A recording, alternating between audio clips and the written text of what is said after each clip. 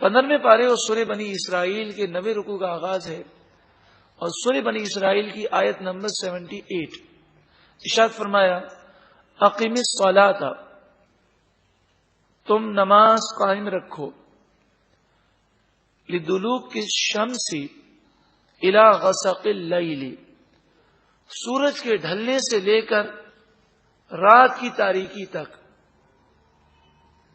مراد یہ ہے سورج کے ڈھلنے سے لے کر یعنی ظہر، عصر، مغرب اور رات کی تاریکی تک یعنی عشاء، یہ 4 نمازیں اس میں آ گئیں۔ وقرآن الفجر، اور فجر کا قرآن یعنی فجر کی نماز، کیونکہ فجر کی نماز میں قرآن زیادہ پڑھا جاتا ہے، اس سے فجر کی نماز کو کہا گیا فجر کا قرآن۔ 5 نمازیں ہو گئیں۔ قرآن مجید فرقان حمید میں سب سے زیادہ کسی نیکی پر، اگر ایمان کے بعد کسی نیکی پر زور دیا گیا ہے تو وہ نماز ہے۔ ایک روایت کے مطابق 700 جگہ پر نماز کا ذکر ہے، 700 جگہ پر۔ آپ سوچیں اگر اللہ تعالیٰ ایک مرتبہ نماز کا حکم دے دے تو وہ ہمارے لیے کافی ہے، اللہ کے حکم پر ہمیں عمل کرنا ہے۔ لیکن قرآن مجید فرقان حمید میں 700 مقامات پر بار بار نماز کا ذکر کیوں کیا گیا؟ نماز کی اہمیت بتانے کے لیے۔ افسوس ہے ہم مسلمانوں کے دلوں میں اب نماز کی اہمیت باقی نہ رہی۔ ہم چھوٹے چھوٹے کاموں کی وجہ سے، چھوٹی چھوٹی مصروفیات کی وجہ سے نماز کو چھوڑ دیتے ہیں۔ غالباً اس سے پہلے یہ آپ نے واقعہ سنا ہوگا، پھر سن لیجئے کہ ایک نوجوان مجھے باہر شریعت مسجد میں ملا اور اس نے مجھے کہا کہ میں آپ کو ایک واقعہ سنانا چاہتا ہوں، اور وہ تو کچھ مسائل پوچھنا چاہتے تھے اس واقعے کے ضمن میں۔ انہوں نے کہا کہ مجھے خواب میں سرکار دو عالم صلی اللہ علیہ وآلہ وسلم کا دیدار نصیب ہوا، لیکن وہ کہتے ہیں کہ مجھے محسوس یہ ہوا کہ میرے محبوب مجھ سے ناراض ہیں۔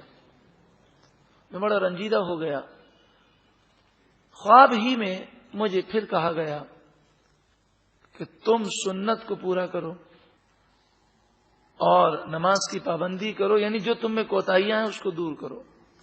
وہ کہتے ہیں میں نے داڑھی شریف رکھی تھی لیکن خشخشی، سنت کے مطابق جو واجب ہے اس طرح داڑھی شریف نہ تھی۔ میں نے نیت کر لی کہ اب میں داڑھی شریف حضور کی محبت میں پوری رکھوں گا، اور نمازوں میں ان کا سستی تھی، اور وجہ یہ تھی کہ اذان ہوتی میں کہتا ابھی جاتا ہوں، اس طرح میری نمازیں اور کبھی کبھی جماعت نکل جاتی، اکثر جماعت اور کبھی کبھی نماز نکل جاتی۔ بس اس خواب کے بعد میرا یہ معمول ہو گیا کہ جیسے ہی اللہ اکبر اذان کا سنتا پھر کوئی کاروبار نہیں، کسی سے کوئی ڈیلنگ نہیں، یہاں تک کہ آفس میں بیٹھا ہوں، پارٹی سامنے ہے، بات چل رہی ہے اور اذان کی میں نے اللہ اکبر سن لی تو میں کہتا جناب اب میں آپ سے بات نہیں کر سکتا۔ تو وہ کہتا ابھی تو 15 منٹ ہے، تو میں کہتا نہیں جناب میں نے یہ عہد کیا ہے اور مجھے نماز کے لیے جانا ہے، مجھے وضو کرنا ہے، استنجا وضو سے فارغ ہو کر سنتیں پڑھنی ہے اور اطمینان سے مجھے نماز ادا کرنی ہے۔ وہ لوگ کہتے کہ پھر ٹھیک ہے، پھر ہم دوسروں سے کر لیں گے۔ تو میں کہتا ٹھیک ہے آپ یہ ڈیلنگ دوسرے سے کر لیں، میں نماز کے لیے جا رہا ہوں۔ وہ کہتے ہیں کہ الحمدللہ دنیا میں مجھے اس کی یہ برکتیں ملی کہ میں جس کاروبار میں ہاتھ جب پہلے ڈالتا تھا تو نقصان ہوتا، 10 بجے تک اپنے آفس کے معاملات میں الجھا رہتا مگر مجھے نجات نہ ملتی۔ اب یہ عالم ہو گیا کہ 5 بجتے ہیں تو میں اپنے کام سے فارغ ہو جاتا ہوں، اور جتنا میں 10 بجے محنت کر کے رات کو 10 بجے تک محنت کر کے کماتا تھا، اللہ تعالیٰ نے نماز کی برکت سے مجھے اس سے زیادہ عطا فرمایا۔ اور کہتے ہیں الحمدللہ مجھے اس پابندی کرنے کی برکت سے کہ نماز ایسی پابندی کہ اذان ہوتے ہی کوئی کام نہیں، سیدھی نماز کی تیاری اور نماز کی طرف، اور اطمینان سے نماز پڑھنا، کوئی کاروبار کا ٹینشن نہیں لینا۔ کہتے اس کی برکت سے الحمدللہ مجھے 4 مرتبہ سرکار دو عالم صلی اللہ علیہ وسلم کی زیارت نصیب ہوئی، اور سرکار دو عالم صلی اللہ علیہ وآلہ وسلم نے ایک موقع پر زیارت جب مجھے کروائی اور فرمایا میں تم سے راضی ہوں۔ وہ کہتے ہیں میں خواب میں رونے لگا اور میں نے کہا یا رسول اللہ صلی اللہ علیہ وسلم آپ میرے لیے اور میرے خاندان والوں کے لیے، میرے گھر والوں کے لیے بخشش کی دعا کریں. تو کہتے ہیں میری خوش نصیبی کہ میں نے خواب میں دیکھا میرے آقا نے ہاتھ بلند کر دیے اور کہا اے پروردگار تو اس کی بھی بخشش فرما اور اس کے گھر والوں کی بخشش فرما. کہ نماز سے پیارے آقا اس قدر خوش ہوتے ہیں. جو علت قرۃ عینی بالصلاۃ، حضور نے فرمایا نماز میں میری آنکھوں کی ٹھنڈک ہے. چلیں آج ہم بھی نیت کرتے ہیں کہ اللہ تعالیٰ ہماری غلطیوں کو معاف فرمائے. اب اذان ہوتے ہی ہم سارے کام چھوڑ دیں گے انشاءاللہ. ان قرآن الفجر کان مشہودا، بے شک فجر کا قرآن یعنی فجر کی نماز میں فرشتے حاضر ہوتے ہیں. فجر کو سب سے زیادہ اہمیت حاصل ہے. آج تک اگر فجر میں سستی تھی اللہ تعالیٰ معاف فرمائے، اب آئندہ ہم فجر کی نماز کبھی قضا نہیں کریں گے. وَمِنَ اللَّيْلِ فَتَهَجَّدْ بِهِ، اور رات میں تہجد پڑھا کرو. نافلۃ لک، اے محبوب یہ آپ کے لیے خاص ہے. یعنی حضور پر تہجد کی نماز فرض تھی، ہمارے لیے سنت ہے. تہجد کی کم از کم 2 رکعتیں ہیں. آپ 4 بھی پڑھ سکتے ہیں، 8 بھی پڑھ سکتے ہیں. حضور کی سنت مبارکہ 8 رکعت تہجد پڑھنا ہے.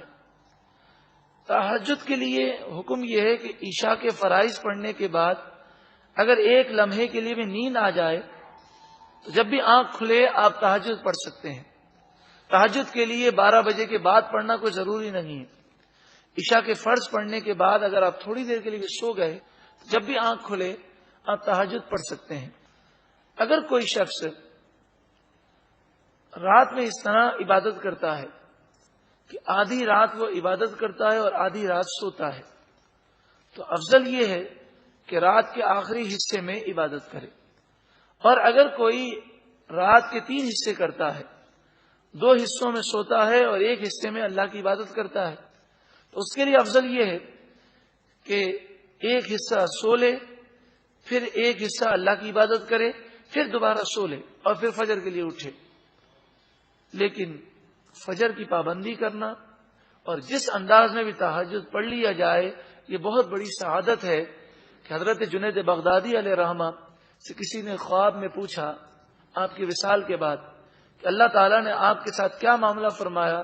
تو فرمایا میرا رات میں اٹھ کر تہجد پڑھنا قبول ہوا اور فرمایا اسی وجہ سے تجھے بخش دیا گیا. عسا ان یبعثک ربک مقاما محمودا، ان قریب آپ کا رب آپ کو مقام محمود تک پہنچائے گا. یہ ایک مقام ہے جہاں پر کل بروز قیامت حضور جلوہ افروز ہوں گے اور سارے لوگ حضور کی تعریف بیان کریں گے، آپ کی خوبیاں بیان کریں گے. جیسے ہماری اصطلاح میں نعت کہتے ہیں تو کل بروز قیامت کافر، مومن، مخالف، حمایتی سب حضور کی تعریف کریں گے، حضور کا قصیدہ پڑھیں گے. مقام محمود پر حضور کی شان کو لوگ بیان کریں گے. حضور مقام محمود پر ہوں گے اور لوگ جمع ہو کر حضور کی شان بیان کریں گے. ہم یوں کہہ سکتے ہیں کہ ہم یہاں نعتیں پڑھتے ہیں، کل بروز قیامت سبھی حضور کی نعتیں پڑھیں گے. مگر نعت سے مراد میوزیکل نعتیں نہیں ہیں. جو گانوں کی نقل میں اور گانوں کی کاپی کر کے نعتیں پڑھی جاتی ہیں وہ مراد نہیں ہے. کسی فلمی گانے کی نقل کر کے نعت کو اس طرز پر لانا یہ حرام ہے. کہ فلمی گانے کی نقل کرتے ہوئے نعت کی وہ طرز بنانا یہ حرام ہے. اسی طرح اس طرح ذکر کرنا کہ محسوس ہو کہ موسیقی بج رہی ہے، ڈھول بج رہا ہے یا ڈانڈیا راس ہو رہا ہے یا ماتم ہو رہا ہے، اس طرح نعت پڑھتے ہوئے پیچھے ذکر کرنا یہ بھی حرام ہے. اسی طرح میوزک کے اندر موسیقی کے ساتھ نعتیں پڑھنا یہ بھی حرام ہے. وَقُلْ رَبِّ، اے محبوب آپ فرمائیے اے میرے رب، ادخلنی مدخل صدق، تو مجھے جہاں بھی داخل کر آسانی کے ساتھ داخل فرما، سچائی کے ساتھ داخل فرما. وَأَخْرِجْنِي مُخْرَجَ صِدْقٍ، اور جہاں سے مجھے نکال سچائی کے ساتھ یعنی آسانی کے ساتھ نکال. یعنی میرا جانا آنا، میری زندگی اس کو مکمل آسان فرما دے. یہ دعا علماء فرماتے ہیں کہ شوگر کے مریض کے لیے بڑی مفید ہے وہ اس دعا کو کثرت سے پڑھے. اصل میں یہ شوگر کے مریض کے لیے وہ دعا اس لیے لائے کہ شوگر کا جو مریض ہوتا ہے اس کے لیے زندگی بڑی مشکل ہو جاتی ہے. کھانے میں تکلیف، کوئی زخم لگ جائے تو وہ تکلیف دیتا ہے، اور اس دعا میں زندگی آسان مانگی گئی ہے. تو جو بھی دعا پڑھے اللہ تعالیٰ انشاءاللہ اپنا کرم فرمائے گا. وہ چاہے گا تو ہمارے لیے دنیا آخرت میں آسانیاں ہو جائیں گی. وَاجْعَلْ لِي مِن لَّدُنْكَ سُلْطَانًا نَصِيرًا، ارے پروردگار میرے لیے اپنی طرف سے مددگار غلبہ عطا فرما، مجھے روب و دبدبا و غلبہ عطا فرما. تو دنیا کی زندگی بھی آسان ہوگی، آخرت میں بھی کرم ہوگا، اور دنیا میں بھی اللہ تعالی مددگار غلبہ عطا فرمائے گا.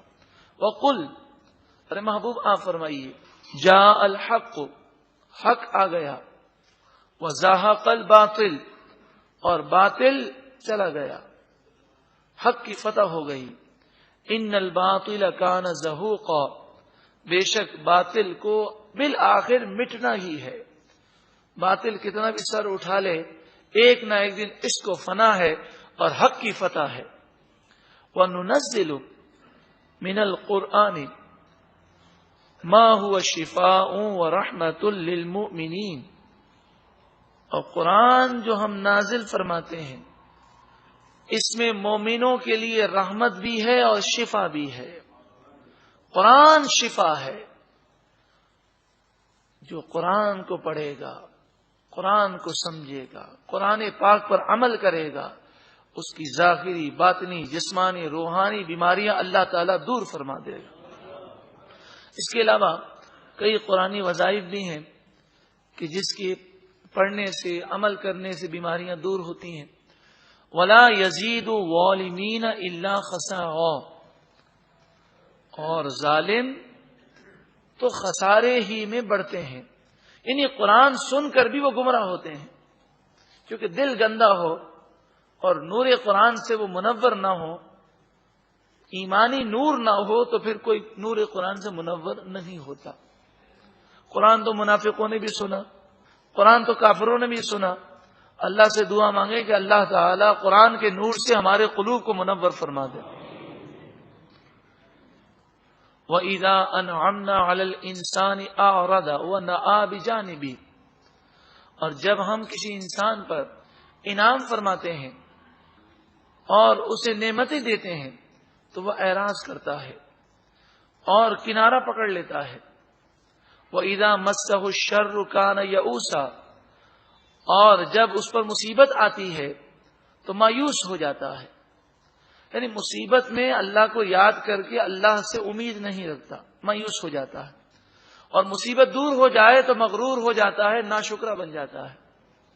قل، اے محبوب آپ فرمائیے، کل یعمل علی شاکلتہ، ہر کوئی اپنے انداز پر عمل کرتا ہے.